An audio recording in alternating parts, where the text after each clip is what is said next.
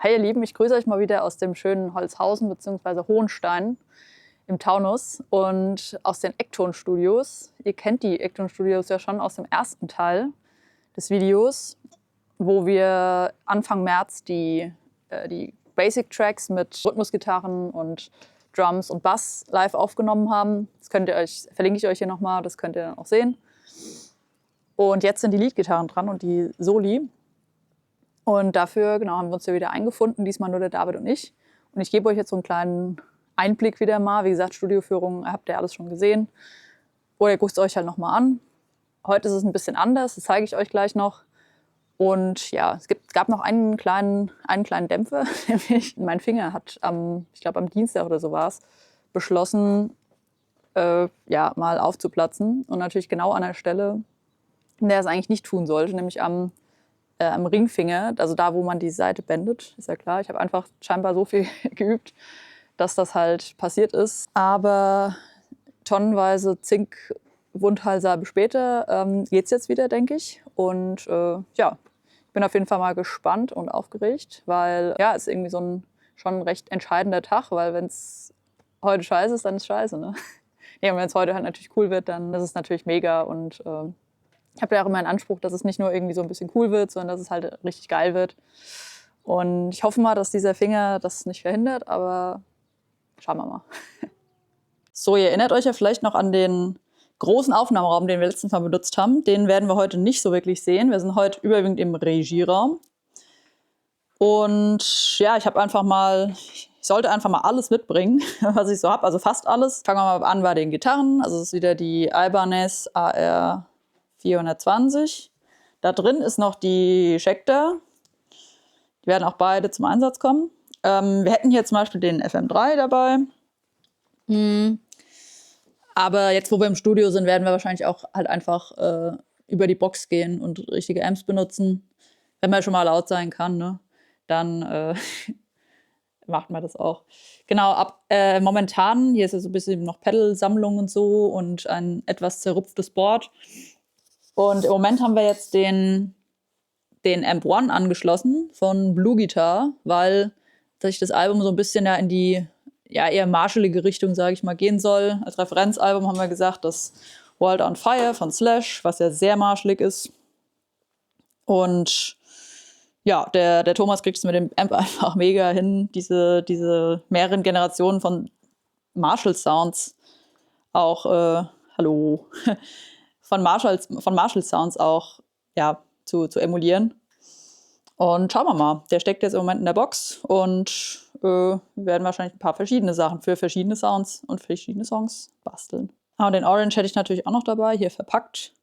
Stichwort Orange, weil wir haben ja nämlich auch eine Orange-Box. Wir sind heute, also die steht hier in dem Nebenraum von der Regie und wenn der David jetzt einen Ton anschlägt, ist das sacklaut, deswegen mache ich wieder die Tür zu.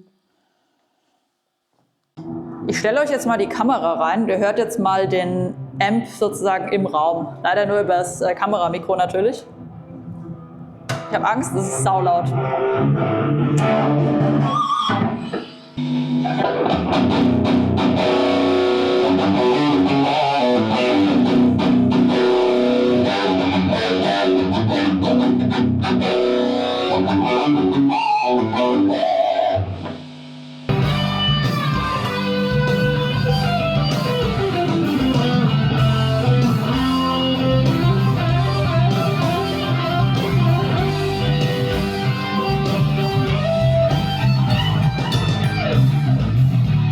Der letzte Slide war nicht ganz schön. Genau. Das war aber auch wegen dem Finger. Scheiße.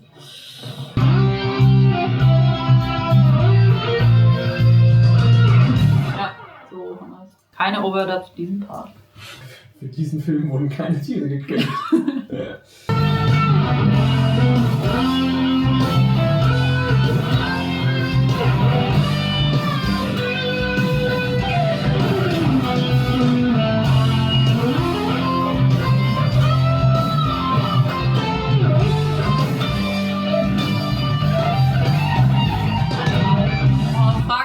Und Pull-Offs sind auch Hölle. Die ganze Kiste nochmal, oder? Ja. Aber der ist echt fies. Also der Durchgang, der ist wirklich fies. Aber das ist doch schön, wenn du den hinter dir hast, dann kannst du da eine dicke Nagel dran machen. Ja, okay.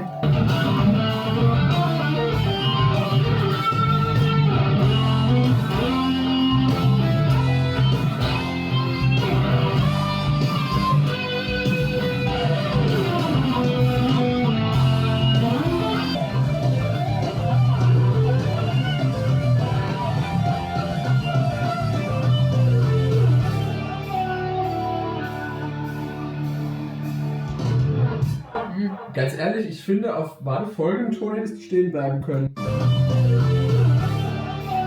Auf dem. Auf dem. Ja, das wäre irgendwie geil. Ja, das ist halt die Terz, ne? Ja. Und zwar aber die Durterz. Die Durterz. Ja. Das ist ja das Geile daran. Ja. Okay, dann haben wir tasten uns langsam vor. Wir haben jetzt ein Ende. Okay.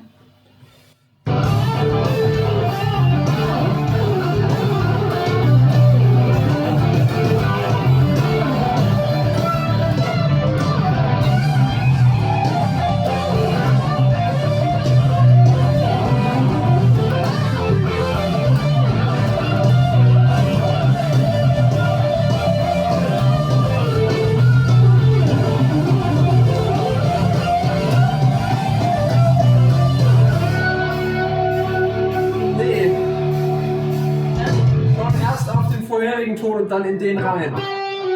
Ja. Okay. Ich verliere gerade das Ding wieder, aber. So, wir sind tatsächlich fertig jetzt mit Tag 1 im Studio. Und ja, hat alles soweit sehr gut geklappt. Der Finger, kann ich mal sagen, hat jetzt nicht so gut gehalten. Das war schon echt, hat echt sau weh getan bei den Bendings, aber musste irgendwie funktionieren. Ich hoffe mal, dass es morgen jetzt nicht noch schlimmer wird. Ein bisschen Creme drauf und so. Ja, wir haben 5 von 8 Songs geschafft und schauen wir mal, was wir morgen schaffen. Sind ja noch 3.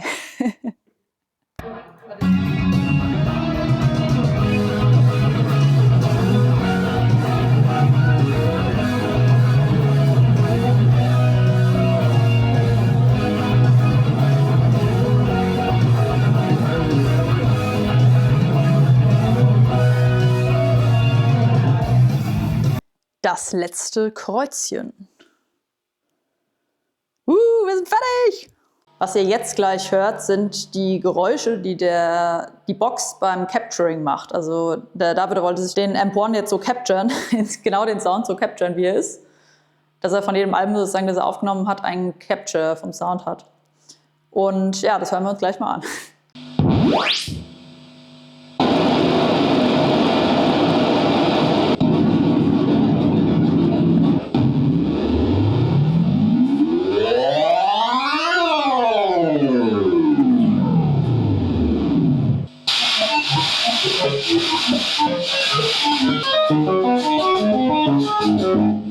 So, abschließend wollte ich euch noch ein kleines Fazit geben, so nach dem Motto, was lief gut, was würde ich vielleicht anders machen und war es überhaupt die richtige Entscheidung, in ein Studio zu gehen, weil was ich sehr oft gehört habe, auch von irgendwie Kollegen und so weiter, ja, das kannst du doch auch einfach zu Hause machen, Gitarren aufnehmen und so, easy, Plugins und so. Und auf der anderen Seite hört man ja immer, also auf Konzerten oder auch allgemein, die landläufige Meinung im Internet, richtige Amps, viel geiler natürlich, ne? Warum spielt ihr denn Modeler und so ein Kram?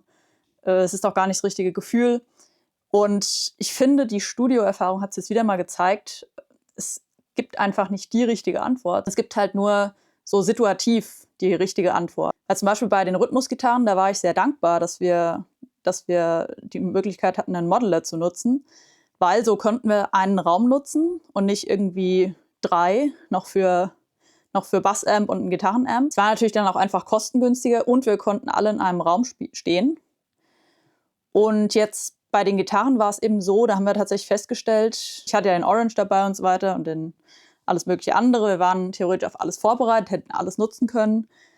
Aber wir hatten eben diese schöne Box und diesen Raum, in dem diese Box sich entfalten durfte. Und der Raum war direkt neben dem Aufnahmeraum, wie ihr ja vielleicht gesehen habt. Und es war einfach schön, auch beim Spielen zu spüren, dass also da war noch so eine kleine Vibration. Ne? Also die Box war so laut, dass die einfach das hat sich über den Boden halt noch übertragen in den nächsten Raum.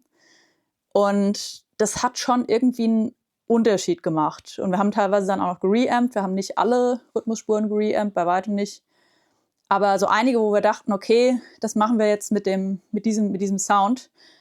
Was natürlich auch noch ein Punkt ist, der, wenn man eben die Möglichkeit hat, so einen Amp aufzubauen mit Box und abzunehmen, es ist natürlich schon noch individueller. Also man wird einen individuelleren Sound erreichen, weil man einfach diese Kombination aus dem Raum, der Box, den Mikrofonen, so wie die da stehen und so weiter, das ist einfach einzigartig. Also das werden wir auch nie wieder nachbauen können. Und es wird auch niemand anderes nachbauen können. Das heißt, wir haben jetzt halt tatsächlich irgendwie, ob ihr den jetzt danach gut findet oder nicht, wir fanden den sehr gut, aber es ist auf jeden Fall was Einzigartiges. Ne? Und eine Modeler bin ich halt auf der Bühne sehr, sehr dankbar, dass ich halt nicht jedes Mal was Einzigartiges habe und keine Überraschungen, sondern dass ich halt weiß, okay, das klingt heute genauso, wie es beim vorletzten Gig klang, und ich werde hier keine Probleme haben.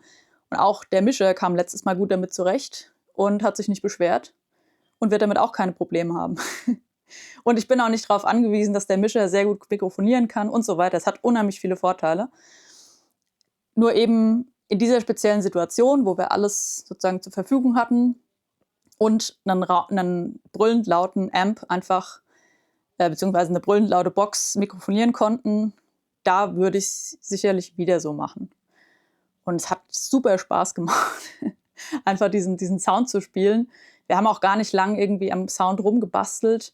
Wir hatten, der David hat irgendwie beim Kohlekeller, das werde ich euch auch nochmal verlinken, wenn er es mir schickt, hat ein Video gesehen, in dem, ich habe es selber noch nicht gesehen, aber in dem gesagt wurde, dass es was bringt, wenn man in den Signalweg, also im Prinzip direkt hinter die Gitarre, noch einen Buffer, also zum Beispiel also einen ausgeschalteten Hall of Fame oder so hängt.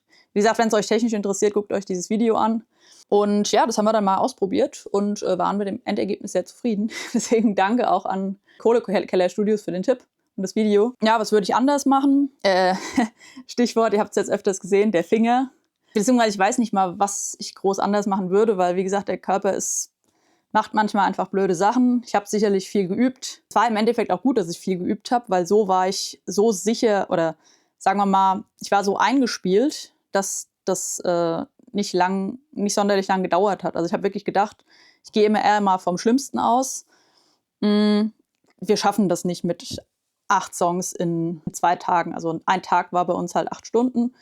Am ersten Tag noch aufbauen und so weiter. Da fließt ja auch noch einiges an Zeit weg. Am zweiten Tag dann noch Reamping. Also es waren nicht ganz 16 Stunden für 8 Songs. Und ja, wir sind irgendwie dann doch sehr gut mit der Zeit hingekommen, was ich nicht gedacht hätte. Und das ist übrigens ein zweiter Punkt, weshalb ich jederzeit wieder sagen würde, ja, es lohnt sich, mit einem Produzenten zu arbeiten, auch wenn man es sicherlich gut hinkriegt, dass man, klar kann ich auch Gitarren selber aufnehmen, ich habe die auch schon an Leute geschickt, die dann in ihren Produktionen verwendet haben und so, das klappt schon alles. Aber gerade bei so eigenem Kram, da lohnt es sich echt, wenn man nochmal eine zweite Meinung hat. Also normalerweise, wenn ich das jetzt irgendjemandem, einem Künstler oder so schicke oder eine Künstlerin, dann sind die ja die zweite Meinung oder meinetwegen der Producer von denen. Ne? Also ich mache was, ich schicke was, befinde das erstmal für gut und dann sagen die, ja, das ist genau das, was wir wollten, oder probier nochmal. Und wenn ich das für mich selber mache und das auch noch selber dann rausbringe und irgendwie ohne Produzent und so, dann habe ich irgendwie niemanden, der da so richtig im Prozess drin ist. Klar, ich kann es Freunden zeigen und so, aber jemand, der so richtig einfach, wie gesagt, sich da komplett auch auskennt, die Songs kennt, schon mehrfach gehört hat und da kreativ mitdenkt, das ist einfach sowas von wertvoll. Also ihr habt auch in den Aufnahmen jetzt gesehen, der David hat da echt noch irgendwie super seinen Geschmack und seine Meinung reingebracht und irgendwie gesagt, ey, geh mal auf den Ton. Das ist cool. Ne? Ich habe das Solo so oft gespielt und ich bin halt nie zufällig auf diesen Ton gelandet zum Schluss oder habe dann vielleicht in dem Moment nicht das Ohr dafür gehabt, dass das irgendwie cool ist. Aber der David hat eben den Finger drauf gehalten und hat gesagt, ey, das machen wir jetzt zum Ding. Das ist nicht irgendwie, also Happy Accident quasi. Und das passiert einem halt in der Regel nicht, wenn man da sitzt und Take für Take aufnimmt. Ich hätte wahrscheinlich viel länger gebraucht. Also bis ich da mal eine Entscheidung für mich getroffen hätte, mit der ich jetzt happy bin. Deswegen die Antwort ja. Tonstudios haben definitiv noch, oder Produzenten, die extra nur das machen, haben definitiv auch in der Welt von Home-Studios und ich kann das alles selber machen mit Plugin in meinem Schlafzimmer, haben definitiv ihre Berechtigung. Ja, genau. Ich hoffe, der kleine Einblick hat euch gefallen. Und wie gesagt, ihr könnt immer noch, ich sage es immer wieder, weil es auch tatsächlich für die Entstehung bzw. den Fortlauf dieser Albumproduktion recht wichtig ist. Ihr könnt immer noch das Projekt auf Startnext unterstützen. Ich verlinke es euch wieder. Und ja, danke an alle, die das auch schon getan haben. Und es wird jetzt natürlich der letzte richtige Studio-Vlog gewesen sein, sicherlich. Weil, die 2 Sessions sind ja jetzt durch. Wir nehmen nochmal Vocals auf. Nicht von mir, sondern da singt jemand anderes. Und ja, vom Mixing, aber ich glaube nicht, dass ich da nochmal ein Video machen werde. Vielleicht mache ich nochmal zum Schluss so ein zusammenfassendes Video irgendwie aus, was seither noch geschehen ist oder so. Aber ja, ich habe vor, auch einen Newsletter so ein bisschen einzurichten, wo ihr ja auch Sachen über die Studioproduktion, über den aktuellen Stand erfahren werdet. Und außerdem im Newsletter, da bin ich aber gerade technisch dran, dass ihr einfach so eine Landingpage dann habt und da kann ich dann auch Gitter Pro-Dateien und so weiter hochladen und das wird auf jeden Fall cool. Vielleicht mal Backing-Tracks zu Videos auch, die ich mache. Kamen jetzt schon ein paar Fragen. Bin ich aber noch in der Planung. Also rechnet mal vielleicht, keine Ahnung, vielleicht in 1-2 Monaten oder so. Ich will das jetzt mal, nachdem die Sachen jetzt hier im Kasten sind, was natürlich eine Riesenerleichterung ist, bin ich dann auch für neue Projekte irgendwie bereit. Und ja, genau. Ich hoffe, euch hat das Video Spaß gemacht und wir sehen uns dann beim nächsten Video.